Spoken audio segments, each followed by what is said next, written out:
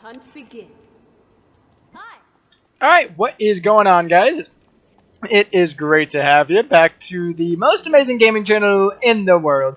Today we're going to be going over Artemis because she recently received a pretty big buff, and that is that her ult, now instead of waiting, I believe, now I'm probably going to butcher this like I did Ares, but I believe it was a second and a half before choosing targets again. So your board would go out and attack, second and a half later, attack someone else, second and a half later, attack someone else. Well, now it has half a second. So they took off a whole second, and honestly, I've been getting destroyed by Artemis. So I went to go figure out what they were building to make such an amazing build. So the first one that I would go ahead and grab would be your 3. Next one will be your 2, and then go ahead and hit your 1. Now, the thing is, your route is still going to be the same with Transgressor's Crate. The only thing that's going to happen is it's just going to do a little bit more damage. Your 3, on the other hand, will be your good... one, it slows them. 2, it does more damage. It's a good kind of poke there for you. The other one's going to be your Vengeful Assault, which is obviously what makes Artemis great. So upgrade that 3, and then hit your ult, hit your 2, and then just kind of upgrade these appropriately there for you. At this point, I do get the level 2 out just to get that little bit of extra. At this point, you should be having enough time by the time you're level 10 to be able to basic attack your way through minions. And if you really need to, you can use your 3.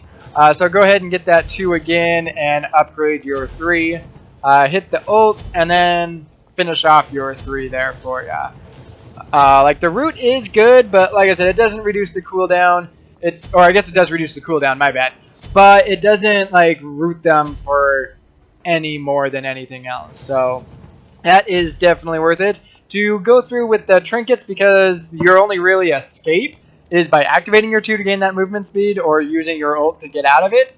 What you'll want to do is go ahead and grab Sprint or Curse. Again, I always like going Sprint. It does have that little bit of a debuff, and it can get both you and your enemies and your allies out of a sticky situation there. So go ahead and grab Sprint. The second one that you'll probably want, depending on what your support goes, if they do follow like my support where the support grabs Wrath and Scout, you'll probably want to grab Frenzy. This will basically just give you the extra burst damage. Now grab the Sprint first, because Frenzy's not going to be too important. But I always swap them because Frenzy's always what I'd buy back in Season 2. So start going through the build. You want to grab Warrior's Tabi, or you want to rush Devourer's Gauntlet first, and then go into Warrior's Tabi. After that, go ahead and grab, I'm going to butcher this as well, Asi,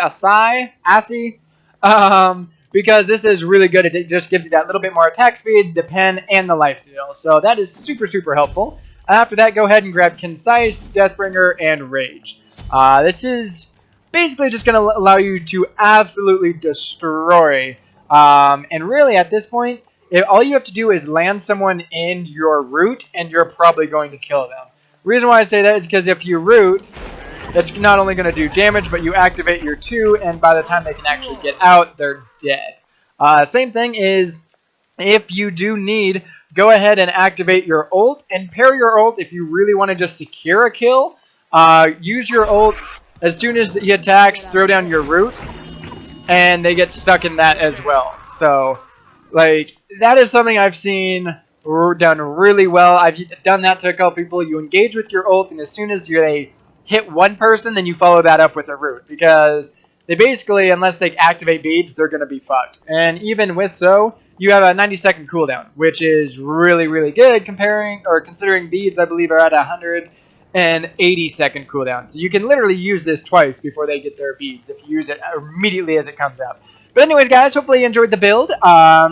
Devourer's Gauntlet just gives you that insane amount of lifesteal paired up with Asai. So as soon as you do drop below 35% health, all of a sudden you gain a shit ton more lifesteal. So hopefully you guys did enjoy. If you did, hit that like button, the like button, comment, and subscribe.